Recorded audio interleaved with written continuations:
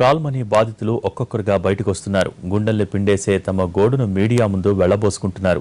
24 లక్షలు అప్పు తీసుకుని 10 నెలలు పూర్తి కాకుండానే 40 లక్షలు కట్టింది బెజవాడలో ఓ బాధితురాలు. అయినా వాళ్లు ఆమెను వదల్లేదు. తీసుకున్న అప్పుకు పదింతలుగా ఇళ్లు, పొలాల డాక్యుమెంట్లు కూడా లాగేసుకున్నారు. కాల్మనీ దుర్మార్గులు తనను ఎలా ఇబ్బంది పెట్టారో, కష్టాల్లోకి నెట్టారో చెబుతున్న బాధితురాలతో మా ప్రతినిధి రమేష్ ఫేస్ టు ఫేస్.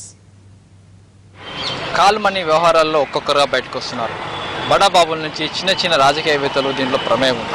ఇప్పుడు చూసినట్లయితే ఎమ్మెల్యేలు కావచ్చు, ఎమ్మెల్యే లంచర్లు పూర్తిగా ఇందులో వ్యవహారాల్లో తలదూచినట్లుగా డైరెక్ట్గా పోలీసులకు సాక్ష్యాలు లభించాయి. ఇప్పుడు చూసినట్లయితే ఎమ్మెల్యే బోడో ప్రసాద్ సంబంధించిన అంచర్లు పెద్ద ఎత్తున ఒక డీలింగ్ చేశారు. దీనికి సంబంధించి ఒక బాధితురాలు కొద్దిసేపటి క్రితమే సిపి కూడా ఫిర్యాదు చేయడం జరిగింది. దీనికి సంబంధించి రమాదేవి అనే బాధితురాలు ప్రస్తుతానికి మనతో ఉన్నారు. మేడం చెప్పండి, మీరు ఎంత లోన్ తీసుకున్నారు, మీరు ఏ విధంగా మోసపోయారు? 24 లక్షలు తీసుకున్నామండి. తీసుకున్నప్పుడు ₹2 ఇంట్రెస్ట్ అని చెప్పి ఇచ్చారు. ఇచ్చిన 3 రోజులకి మళ్ళీ వచ్చి నాకు లక్షకు ₹1000 ఇంట్రెస్ట్ కట్టమన్నారు. లేదంటే మా డబ్బులు మాకు ఇచ్చేసామని చెప్పేసి బలవంతం చేశారండి. చేస్తే ఇంకా చేయగలిగింది లేక నేను అలాగే 3 నెలలు ఇంట్రెస్ట్ కడతానే వచ్చాను. 41 లక్ష ఇంట్రెస్ట్ కట్టానండి. 24 లక్షలకు గాను 41 లక్షలు ఇంట్రెస్ట్ కట్టాను. అది కాకుండా వీళ్ళు 8% కమిషన్ తీసుకున్నారండి. దీనిలో వాళ్ళ డబ్బులు వాళ్ళకే కమిషన్ తీసుకున్నారు. తీసుకున్న తర్వాత కడతా ఉన్నాను. అసలు కట్టాల్సిందే నువ్వు, లేదంటే మీ అపార్ట్మెంట్ దగ్గరకు వచ్చి గొడవ చేస్తామని బెదిరించారండి. బెదిరించిన తర్వాత అంతా మాట్లాడలేకపోవచ్చండి. మీడియం పర్సనల్గా గెస్ట్ హౌస్కి రమ్మన్నారండి.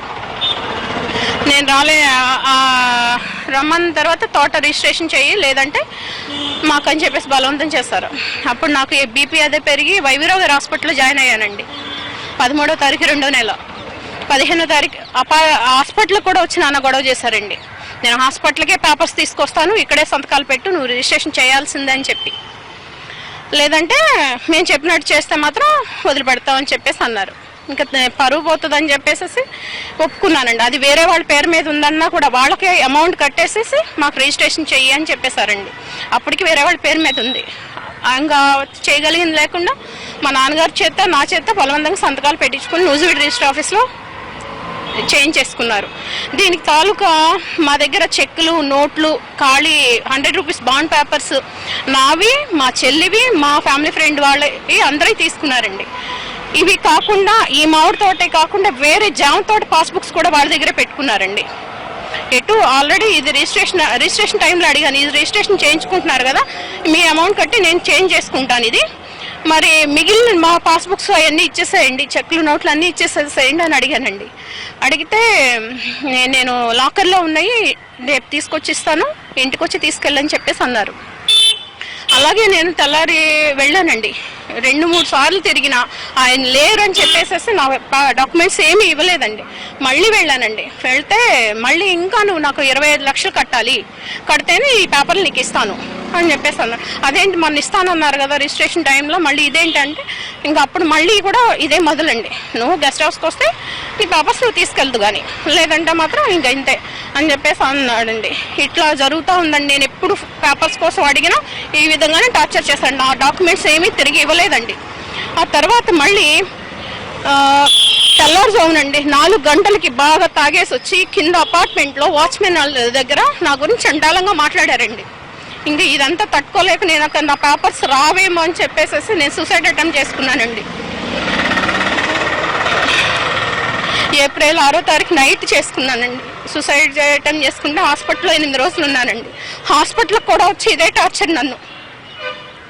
నువ్వు పురుగుల మందు తాగు, ఏం తాగు, నువ్వు చచ్చినా సరే, మళ్ళీ సూసైడ్ అటెంప్ట్ చేసుకున్నా సరే నిన్ను మాత్రం వదిలేదు. నువ్వు చెప్పినట్టు నీకు వస్తాయి, లేదంటే మాత్రం ఇంకెంతే అని చెప్పేసి బెదిరించారండి. నువ్వు వెళ్ళి పోలీసులు కంప్లైంట్ ఇచ్చినా, ఇంకెవరికైనా రాజకీయాల దగ్గరికి ఎక్కడికి వెళ్ళినా కూడా వాళ్ళందరి సపోర్ట్ మాకు చాలా ఉంది, నువ్వేం చేయలేవు, ఇంకా అదేమంటే నేను బ్రోతల్ కేసులో ఇరికిస్తానని చెప్పి భయపెట్టాడండి. ఇంకా నేనేం చేయలేక ఎమ్మెల్యే గారి దగ్గరికి వెళ్ళినా న్యాయం అవ్వలేదు, ఎక్కడికి వెళ్ళినా జరగదేమోనని ఇప్పుడు దాకా నేను కంప్లైంట్ ఇవ్వకుండా భయపడ్డానండి. ఇంకా ఈ 2-3 రోజుల నుంచి ఇవన్నీ చూసి ధైర్యంగా వచ్చి నేను మాట్లాడాను, కంప్లైంట్ ఇవ్వడానికి వచ్చానండి. ఎమ్మెల్యే పిఏ దగ్గర మీరు వెళ్ళడం జరిగింది. వెళ్తే ఎమ్మెల్యే పిఏ మీకు ఎలా న్యాయం చేసిందా, లేకుంటే ఎవరితో మాట్లాడించారు? అంటే ఎవరి దగ్గర అయితే తీసుకున్నామో వాళ్ళకి ఫోన్ చేసి మాట్లాడారండి.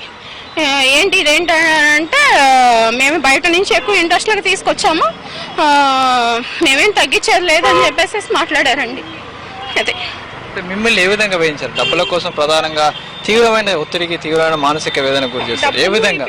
నేను తీసుకున్న దానికి 3-4 నెలలు ఎక్కువ ఇంట్రెస్ట్లు కట్టాను, నా ఆస్తులు లాక్కున్నారు. అలా కాకుండా మానసికంగా కూడా నన్ను చాలా ఇబ్బంది పెడుతున్నారండి. సూరపనేని శ్రీధర్ కాకుండా చేకూరు శ్రీను అండి. చేకూరు శ్రీను వల్ల డబ్బులు సూరపనేని శ్రీధర్ తిప్పారండి.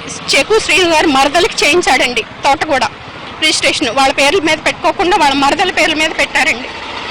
నాకు ఇప్పిస్తారని నేను ఆశపడుతున్నాను. మరి నేను ఇంకైతే కట్టలేను, చావు దాకా వెళ్ళానంటే ఆలోచించండి. ఇంకా మరి ఎవరైతే ఎమ్మెల్యే అంచనా చెప్పబడుతున్న కొంతమంది మానసిక వేదనలు చేసిన వల్ల ఒక మహిళ చావు వరకు వెళ్ళేసి వచ్చింది. అంతేకాకుండా తన ఆస్తుల కోసం ఇప్పటివరకు పోరాటం చేస్తుంది. ప్రధానంగా చూసినట్లయితే తన ఏదైతే గెస్ట్ హౌస్కి వచ్చినట్లయితేనే పూర్తి స్థాయిలో డాక్యుమెంట్స్ ఇస్తామని చెప్తున్నారు.